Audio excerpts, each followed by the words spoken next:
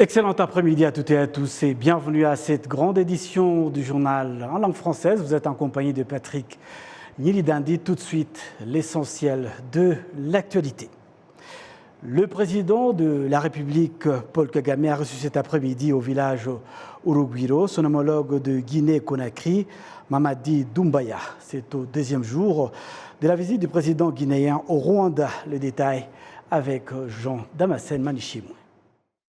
Deuxième jour de son périple au Rwanda, le président guinéen Mamadi Doumbouya s'est entretenu avec son homologue rwandais Paul Kagame pour un tête-à-tête au village Urugwiro.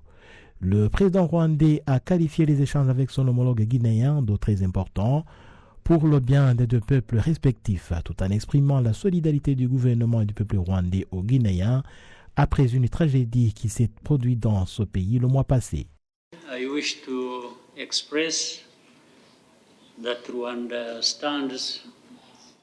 Je voudrais d'abord dire que le Rwanda se tient aux côtés du gouvernement et du peuple guinéen au moment où vous vous remettez d'un incident dévastateur, l'explosion d'un dépôt de carburant à Kaloum le mois dernier.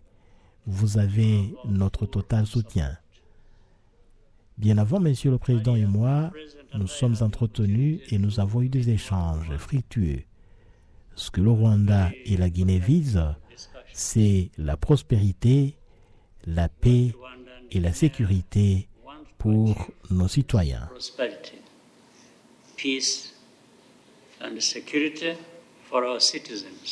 Pour sa part, le président guinéen Mamadi Doumbouya s'est déclaré ravi d'être au Rwanda pour renforcer la coopération entre les deux pays. Ma visite de travail et d'amitié à Kigali s'inscrit dans la volonté de consolider davantage la relation entre nos deux pays et de renforcer les liens d'amitié, de fraternité entre nos peuples et la coopération dans l'esprit panafricain. Je remercie mon frère et aîné, son Excellence, président Paul Kagame, pour cette invitation et le peuple rwandais pour l'accueil chaleureux qui nous a été réservé à moi et à ma délégation. Je voudrais ici aussi vous réitérer, Monsieur le Président, toute notre volonté de travailler avec vous, parce que vous avez eu confiance en nous et vous êtes l'un des premiers présidents à se déplacer, à venir à Conakry chez nous, en ayant confiance en nous et vous avez cru en nous. Je pense sincèrement que vous ne vous êtes pas trompé. Et pour vous dire que le peuple de Guinée et tout son gouvernement, nous allons tout faire pour renforcer la coopération qui existe déjà entre nos deux pays. Dans le secteur des télécommunications, nous travaillons là-dessus, dans le secteur des infrastructures et surtout dans le secteur de transport. Nous avons aussi d'autres secteurs, à savoir diplomatiques, et c'est un honneur pour moi, sincèrement, d'avoir une représentation à Kigali qui, vous avez pris toutes les dispositions pour vraiment l'ouverture de l'ambassade de la Guinée à Kigali. Nous avons fait pareil à Conakry. Et je disais à votre ambassadeur la dernière fois qu'il est chez lui. Parce que pour nous, Kigali et Conakry, c'est la même maison. Donc je voudrais ici, au nom de mon gouvernement et de tout le peuple guinéen, vous remercier encore une fois, et remercier le peuple rwandais de tout ce qui est l'estime, bien entendu, et surtout la confiance fraternelle qui vous avez initiée depuis nos premières rencontres. Je vous remercie. Ce périple du président guinéen au Rwanda fait suite à celui du président Paul Kagame en Guinée-Conakry en avril 2023. Cette visite du président rwandais avait abouti à la signature d'un accord sur la création d'une grande commission mixte de coopération entre le Rwanda et la Guinée-Conakry. L'un des grands événements ayant marqué cette semaine, c'est donc le dialogue national au Mushikirano. Certains membres du corps diplomatique accrédité au Rwanda ont, à l'issue de la 19e édition, exprimé au micro de Arabi leur admiration de cette plateforme où le chef de l'État interagit en temps réel avec le peuple sur des questions touchant toutes les dimensions de la vie nationale. Ces diplomates soulignent en effet que le dialogue national au Mushikirano est l'expression achevée de la démocratie participative, un exercice de la démocratie dans sa dimension socio-politico-culturelle, une expérience dont l'Afrique peut s'inspirer et de voir les choses d'une autre manière. Je pense que c'est une excellente initiative, dans la mesure où il s'agit d'une rencontre entre ceux qui ont élu ces autorités et les autorités elles-mêmes. Et c'est une excellente initiative, comme je le disais tout à l'heure, parce que Mushikirano permet un dialogue direct qui permet donc aux autorités d'écouter les attentes et les besoins de leur population et qui permet également aux populations de savoir quelles sont les mesures qui sont prises par leurs autorités pour satisfaire ces attentes et ces besoins-là.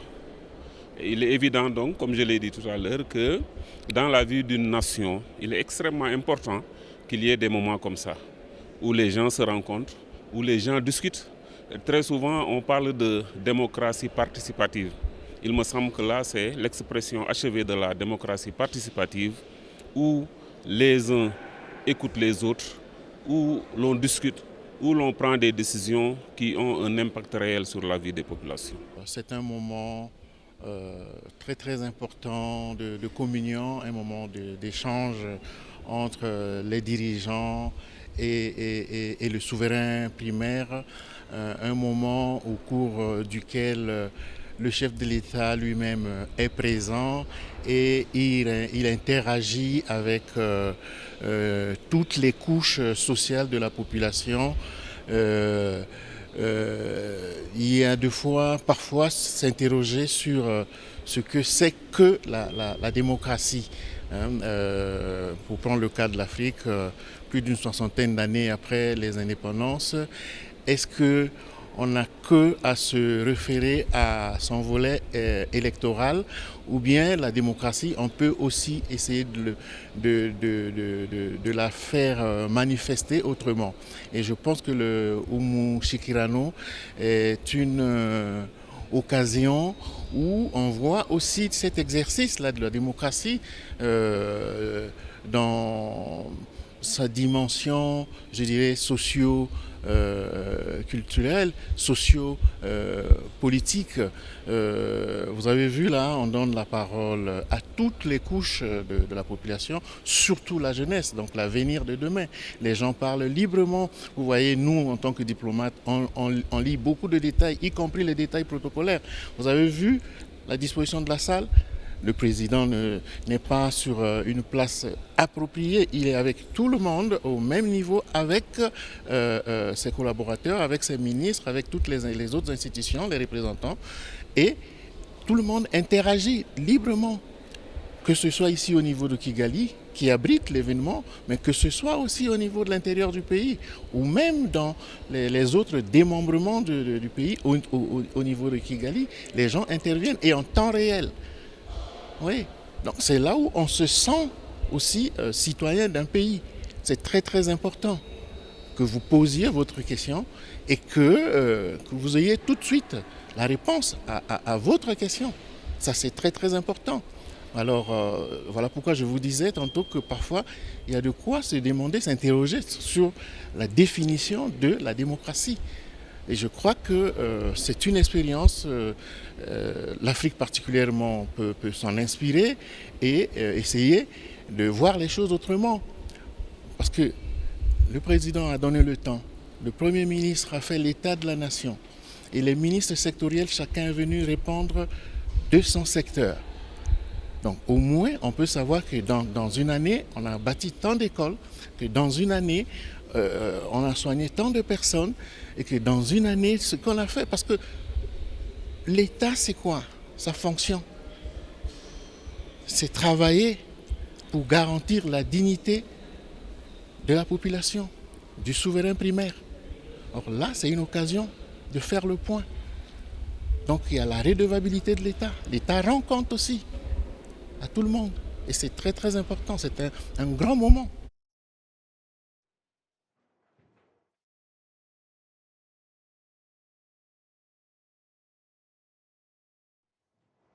C'était donc les doyens du corps diplomatique au Rwanda, l'ambassadeur du Congo-Brazzaville qui s'est exprimé à propos du dialogue national, cet important événement qui a eu lieu cette semaine en présence du président de la République, Paul Kagame. Cette 19e édition a été donc une excellente plateforme d'échange sur les réalisations du Rwanda 30 ans après les génocides perpétrés contre les Tutsis. Une place de choix a été accordée à toute la nation rwandaise d'échanger sur l'avenir du pays, ses réalisations, mais aussi ses défis. La jeunesse rwandaise, de l'intérieur, mais aussi de la diaspora, a pu ainsi s'exprimer parmi ces interventions remarquées. Dans ce dialogue national, il y a eu celle de la jeune franco-rwandaise Jessica Mwiza, applaudie par l'assistance, car elle a lancé un appel donc aux jeunes Rwandais en les invitant à ne pas rester passifs dans les réseaux sociaux lorsqu'ils trouvent des sujets de contre-vérité sur le Rwanda, notamment en matière de génocide perpétré contre les Tutsis. Nous avons le plaisir de recevoir cet après-midi dans les studios de Arabié, la télévision rwandaise. Nous lui souhaitons donc la bienvenue. Bienvenue à vous donc, Jessica Mwiza. Merci. Voilà donc, pour ceux ou celles qui ne vous connaissent pas, vous êtes une militante de la mémoire, petite fille des victimes du génocide. Vous avez travaillé à la protection de la mémoire du génocide perpétré contre les Tutsis au Rwanda en 1994, depuis de nombreuses années donc. Et puis, signalons également, vous militez aussi pour la lutte contre les négationnismes et le complotisme anti-Tutsi. Il s'agit du phénomène aujourd'hui criant dans toute la région de Grand Lac et ailleurs dans le monde. La toute première question qui me vient donc, Jessica Mwiza, vous avez assisté au dialogue national au Mushikirano. Est-ce que c'était la première fois et quelles sont vos impressions? C'était la première fois pour moi, c'était réellement impressionnant, surtout du point de vue de la diaspora. Il y a des informations qu'on n'a pas forcément et surtout ce côté-là, connexion entre les leaders et les citoyens. Le fait que pendant un temps, chacun puisse se parler, chacun puisse évoquer ses doutes, ses craintes ou même ses joies, parce qu'il y en a eu beaucoup. Énormément de citoyens étaient très reconnaissants et c'était vraiment très, très informatif pour moi. Très bien. Vous êtes activiste de la mémoire, je l'ai mentionné. Vous avez lancé un vibrant appel aux jeunes Rwandais au cours de ce dialogue, en invitant donc ces jeunes à ne pas rester passifs dans les réseaux sociaux lorsqu'ils trouvent des sujets de contre-vérités, notamment en matière de génocide perpétré contre les Tutsis. Parlez-nous un peu de cela. Oui, en fait, j'ai trouvé au fil des années qu'il y avait plusieurs postures face au négationnisme, notamment en ligne, de la part des jeunes Rwandais et spécifiquement de la diaspora. Il y a certains qui ne savent pas du tout que c'est un problème. Donc ils vont poser des questions et dire « Ah bon, je ne savais pas que le négationnisme existait », même parce qu'ici, on est dans la paix, ici on va bien. Mais ils ne savent pas forcément que dans certaines diasporas, c'est très compliqué, qu'il y a beaucoup de discours négationnistes qui ne font que changer, évoluer pour toujours survivre aux luttes qu'on peut mener. Ensuite, il y a une autre position. Certains jeunes se trouvent trop en difficulté pour réussir à parler et à contrer ces idéologies. Ils sont eux-mêmes peut-être trop tristes ou ont des histoires de famille difficiles et ça, c'est compréhensible. Mais il y a beaucoup de jeunes Rwandais qui sont juste passifs, qui voient des choses inacceptables et qui se disent que peut-être d'autres vont faire le travail ou que nos aînés ont assez bien travaillé. Donc, c'est ce que j'appelle un petit peu le service minimum. Certains vont faire un tweet le 7 avril, un tweet pour la libération, et se dire que le reste, c'est déjà fait par d'autres. Alors qu'on a vraiment besoin d'être plus nombreux, plus actifs, plus intelligents dans la lutte, plus solidaires. Parce qu'en face de nous, nos ennemis sont très coordonnés. Spécifiquement dans les diasporas, ils se retweetent, ils partagent les articles qu'ils écrivent, les livres, les documentaires, ils se font de la publicité. Et ça va jusqu'au soutien matériel. Donc en fait, je voulais vraiment faire comprendre que ce n'est pas possible, en tant que jeune Rwandais engagé, de voir des choses qui sont inacceptables et juste d'attendre que d'autres fassent le travail. Oui, oui. Lorsque vous êtes adepte comme vous de réseaux sociaux, votre nom est très connu, et vos interventions aussi sur des sujets touchant au génocide. Votre appel a certainement été entendu, mais les jeunes doivent se demander comment s'y prendre pour être aussi actifs que vous sur le net. Que pouvez-vous répondre à ces jeunes? Déjà, il ne faut pas se mettre trop de pression, parce que je me rappelle moi-même quand j'ai commencé à m'intéresser à l'histoire de notre pays, j'ai trouvé ça un petit peu difficile. Alors j'ai lu un article, un autre, puis un autre. Je posais des questions. Quand j'ai eu accès à la communauté rwandaise de France à Paris, j'ai pu commencer à poser des questions aussi, à participer à des conférences qui par ailleurs sont souvent enregistrées et disponibles sur YouTube. Donc il faut déjà s'informer, lire, et ensuite chacun fait comme il le peut avec ses moyens. Ceux qui adorent écrire, qui savent écrire, peuvent écrire des textes sur leur blog ou sur leur site internet. Ceux qui n'ont pas cette capacité, peut-être qui ne se sentent pas la possibilité d'écrire des textes eux-mêmes, ils ont juste quelque chose de très simple à faire, c'est partager. Partager. Chacun a un petit compte Twitter, un petit compte Instagram, Facebook. Ça prend quelques secondes. On prend un texte de quelqu'un qui défend l'histoire de notre pays et la mémoire des nôtres et on le partage. Et on fait comprendre que c'est important de faire ce petit geste-là autour de soi. Ça peut aussi être, enfin, quand on voit des amis ou lorsqu'on est en réunion de famille et qu'on entend des choses qui sont fausses, ne pas se taire et attendre que ça passe, mais dire là, je ne suis pas d'accord et expliquer pourquoi, même avec ces mots, même avec des mots très simples, c'est très important. Oui, ne pas se taire. Les médias sociaux sont devenus de véritables armes. Le commun de mortels peut s'interroger sur comment en faire bon usage pour combattre ceux qui usent de cette arme pour partager des messages de haine qui dénigrent le génocide ou veulent le banaliser ou accréditer la thèse du double génocide au Rwanda. Comment s'y prendre dans cette situation ? Oui, je pense que ce qui est important, c'est de se coordonner, de coordonner nos actions. Quand on voit un tweet qui est inacceptable ou un post, c'est important de demander autour de soi qu'est-ce que je peux faire pour faire du tort à cette personne et à son idéologie. On peut aussi signaler. Ça ne marche pas toujours. Et ça, c'est une action qu'on doit mener au niveau national et international, faire comprendre aux dirigeants de Facebook, Twitter, Instagram, TikTok, que le négationnisme du génocide des Tutsis est un vrai discours de haine, aussi important que les autres histoires de crimes contre l'humanité, que les autres génocides. Donc, quand on voit certains mots apparaître, il faudrait demander à ces instances de supprimer les tweets automatiquement. Je pense que c'est important aussi. Oui. Lorsqu'on suit un peu votre parcours, on comprend aisément que votre vie correspond pratiquement à l'existence du Rwanda actuel après le génocide. Vous avez certainement suivi l'évolution de ce pays. Quelle appréciation faites-vous des avancées entreprises entre-temps par le pays ? En fait, je pense toujours cette chose. Je pense que je suis chanceuse d'être rwandaise, vraiment très chanceuse. Je vois autour de moi, surtout ayant grandi en diaspora, des jeunes afro-descendants être vraiment en souffrance avec leur identité, ne pas savoir comment habiter l'histoire de leurs aïeux. Et je trouve que pour nous, c'est plus facile parce qu'on a tellement de choses dont on peut être fier, la manière dont le pays a été résilient, la manière dont on lutte tous contre le discours de haine. Même ce que je disais tout à l'heure, le fait que certains jeunes ici ne savent pas que le négationnisme existe, quelque part c'est beau. Parce que ça veut dire que le discours de haine, c'est un problème extérieur, c'est un problème dans les diasporas. Mais que le peuple rwandais est tellement uni et fier que pour nous ici, au sein des frontières nationales, ça va. Oui, donc l'heure de la relève approche pour les enfants nés dans les années qui commencent, les années 90, qui commencent donc à devenir, ils sont déjà adultes, ils vont prendre les rênes de ce pays. Quelles sont leurs responsabilités selon vous ?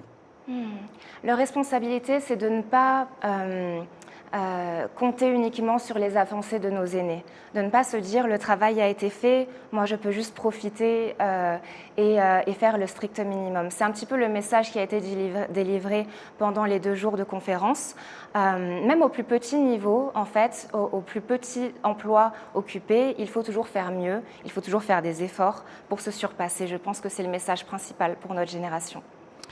Merci à vous, Jessica Mwiza. Je rappelle donc que vous êtes franco-rwandaise, activiste de la mémoire, chercheuse, conférencière, auteure et blogueuse.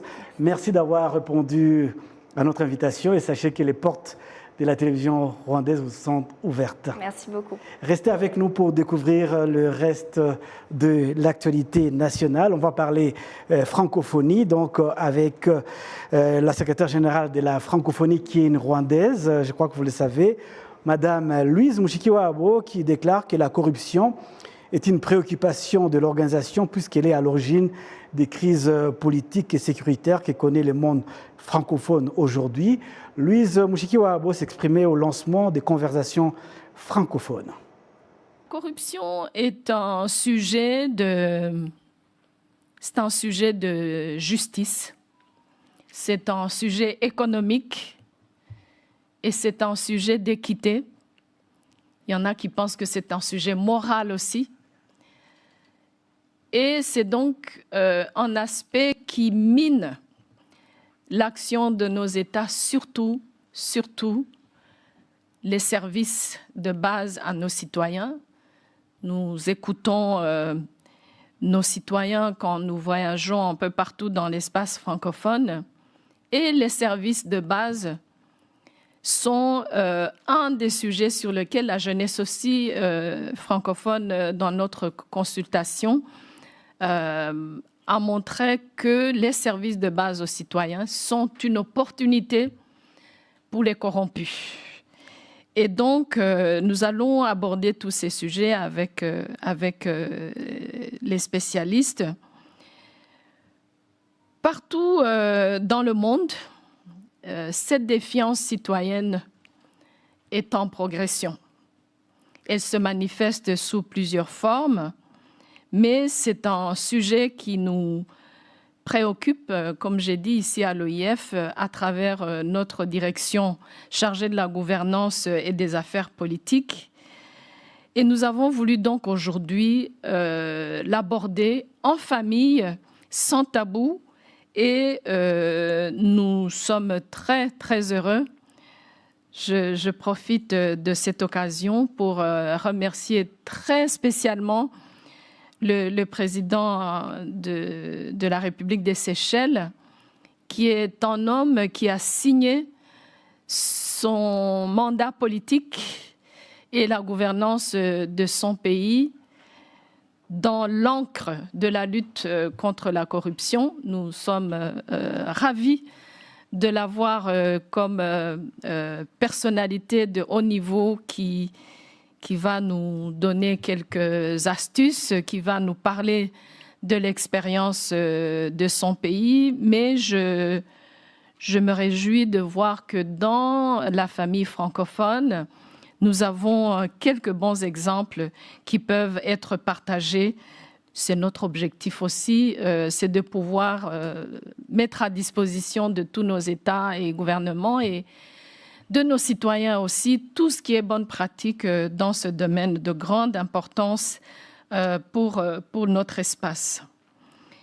Je voudrais revenir au sujet de la jeunesse. La jeunesse,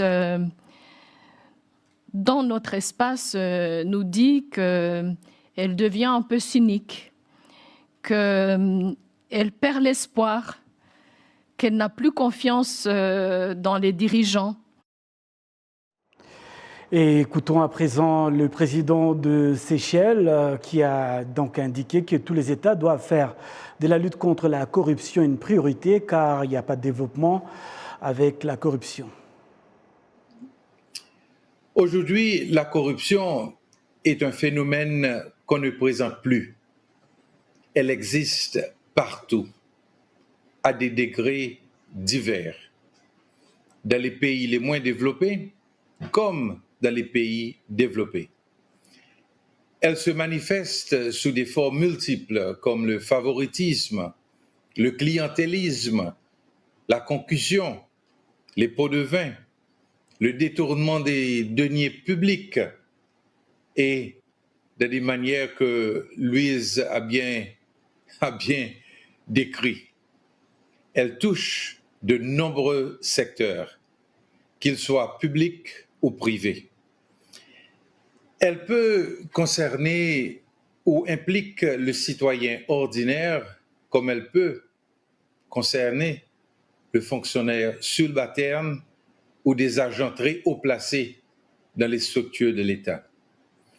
La corruption est un mal qu'il faut combattre à tout prix parce qu'elle inflige un coût très élevé à nos sociétés.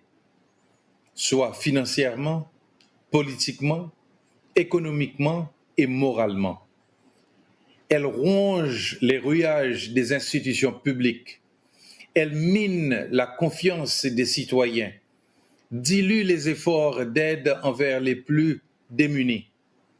Elle creuse les inégalités sociales, sape les fondements de la démocratie et malheureusement freine l'énergie des entrepreneurs. Elle brise trop de rêves, elle gâche la vie des autres et plombe les perspectives de vie de millions de personnes qui sont souvent les plus démunis et les plus vulnérables. La corruption réduit la portée des grands desseins comme les objectifs de développement durable ou la Déclaration des droits de l'homme dont on vient de célébrer les 75 ans.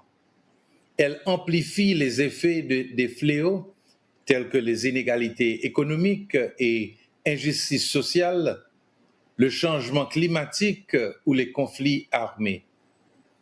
Elle est un terreau dans lequel se nourrit le crime organisé, elle gangrène les sociétés et vide la citoyenneté de tout sens. C'est donc avec cette intervention du président de Seychelles qui donc appelait à la lutte contre la corruption que nous allons bientôt mettre un terme à cette édition. Nous vous remercions de votre aimable attention et donc vous fixons rendez-vous pour une prochaine grande édition ce samedi.